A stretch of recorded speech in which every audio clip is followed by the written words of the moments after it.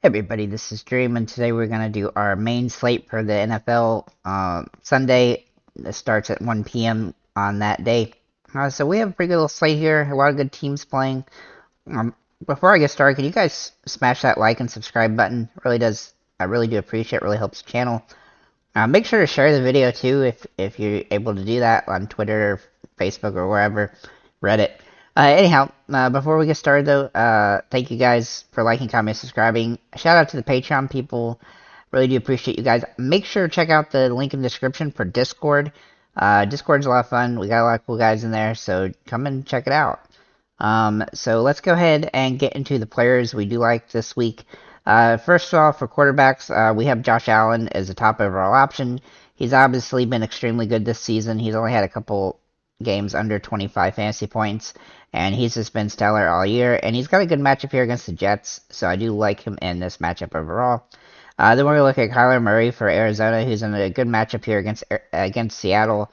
He's been pretty solid this season. He's been a little bit inconsistent, but overall, he's price point's a little bit less than Allen, and he still has as much upside in this matchup.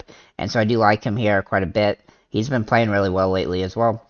Then we're going to look at Justin Herbert. Now, Justin Herbert is a little bit more inconsistent, which is a problem, but he's still been really good, and he's got a nice plus matchup here against Atlanta, so I think he's a great option on this particular slate.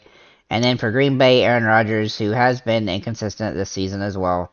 And he hasn't really had a big, like, 30 fantasy point game, but his price point is super cheap this week at $5,900, and he's got a nice plus matchup here against Detroit. And so I think he's in a great spot in order to have a pretty quality game. Obviously, not having great wide receivers hurts him some, but he's getting up there in yards the last few weeks, having almost 250 a couple times. And so it's just a matter of time before he has a good big game. And not only that, but his price keeps dropping down a little bit, so I do like him from that perspective as well. If we look at the running backs, we're going to start with Austin Eckler here for the Chargers. He's got a nice matchup here against Atlanta.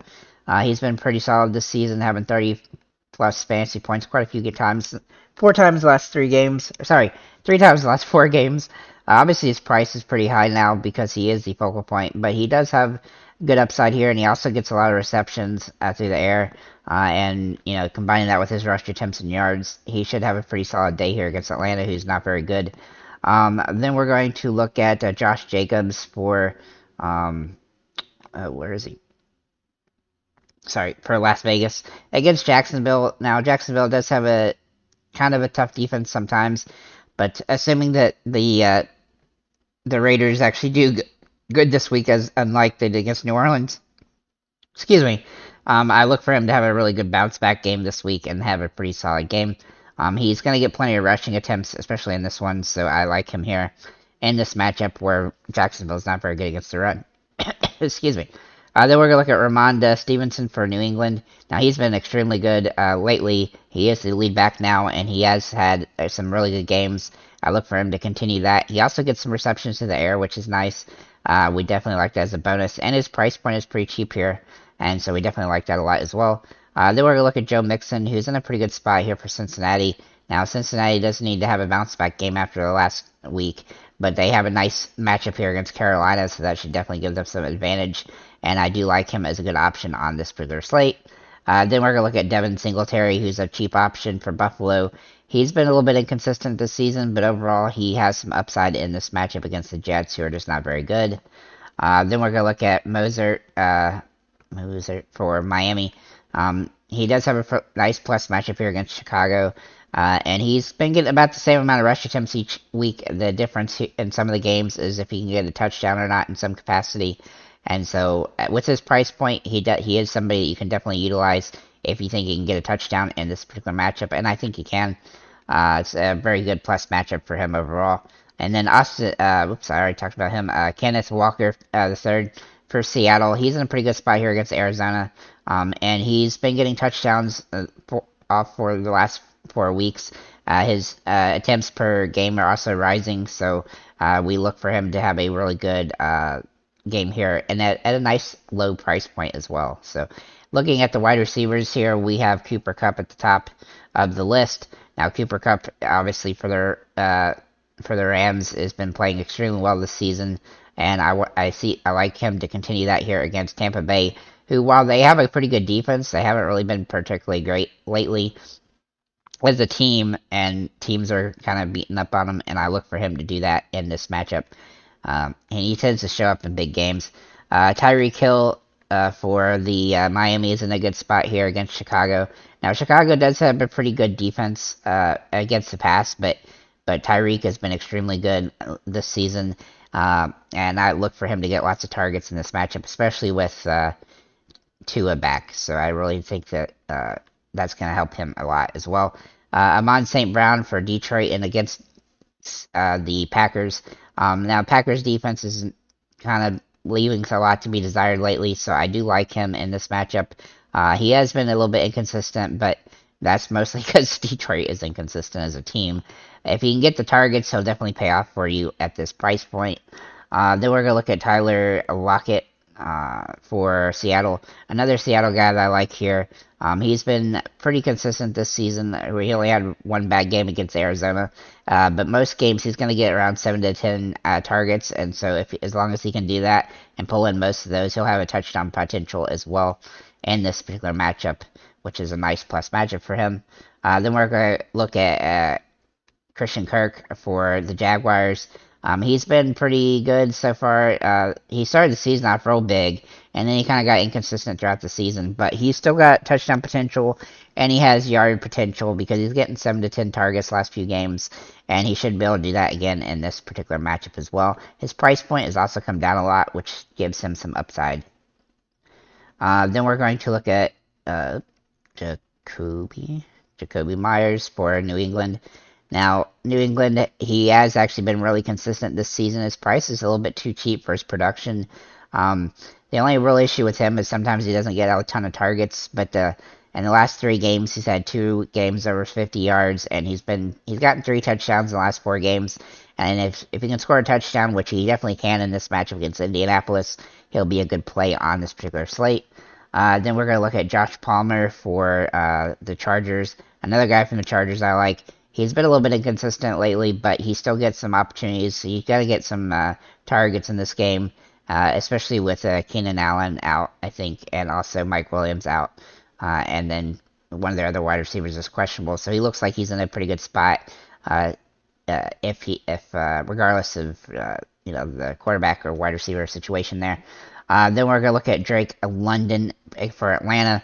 Now, he's been somebody I've liked off and on this season. He's been not very consistent, though, and he hasn't been getting a ton of targets lately. But they do have some he does have some upside in this one. He's been getting into getting in for most snaps for Atlanta. They just haven't been throwing the ball particularly well, but he does have some upside in this matchup because his opponent's not very good against not very good against pass, for that matter. Zay Jones is another guy I like for Jaguars. He's been pretty good this season. A little bit inconsistent, but if he can score a touchdown in this game, then he'll definitely pay off here. And he's been getting more targets. He just needs to bring more of them in, and that's really the issue with him so far this season. But he's got a plus matchup in this one. And then Michael Bandy also looks interesting. He should get a decent amount of targets in this game with some of the guys out, so we'll have to see. Obviously he's pretty risky, but he's also pretty inexpensive, so I do think he's somebody you have to take a look at. But again, he's probably going to be the third wide receiver in this particular game. And then Tyquan Thornton for New England. He's another guy that I think that is a super cheap option that could potentially have a good game here. With some of the injuries, he's going to have some opportunity to get on the field. It's just a matter of him coming up and getting some catches and stuff. So we'll have to see how that plays out, but he is somebody you can take a look at a very minimum price. In the tight end situation, we have Kyle Pitts for Atlanta. He has been inconsistent this season, but he has some upside in this matchup against the Chargers, and he's getting more targets the last few weeks than he was early in the season, and so I do like him here, and he does have touchdown potential in this one. And he's probably my favorite tight end on the board based on everything, and his price point is pretty cheap as well. Then we have Gerald Everett, who's Again, I mean, all the tight ends this week are basically pretty inconsistent because we don't have some of the top guys available. And so, we're going to have to choose one of these guys. I don't think Everett is quite as likely to have a great day as Pitts is, but he is still a pretty decent option against Atlanta, who's pretty terrible against the pass. Then Torian for Green Bay looks interesting this week for me. He's been a little bit more consistent, and he's actually been getting more targets the last few weeks, and so I look for him. Aaron Rodgers got to use him as a good buffer, and he's been playing pretty well. Then we look at Tyler Higbee, a guy I've liked quite a bit this season, but he's been inconsistent the last couple games.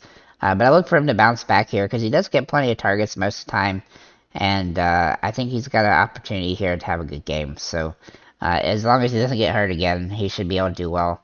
As for the defenses, I have the Bills defense first against the Jets. The Jets are the Jets, and the Bills have been pretty solid this season. They have tendency to score a good amount of fantasy points. This is a good matchup for them, and they're pretty inexpensive as well. The Dolphins are a good spot here for Miami against Chicago. Chicago's not been good, and the Dolphins have had some really good games, especially lately, and so I look for them to have a good game here, and they're definitely a little bit cheaper than the Bills.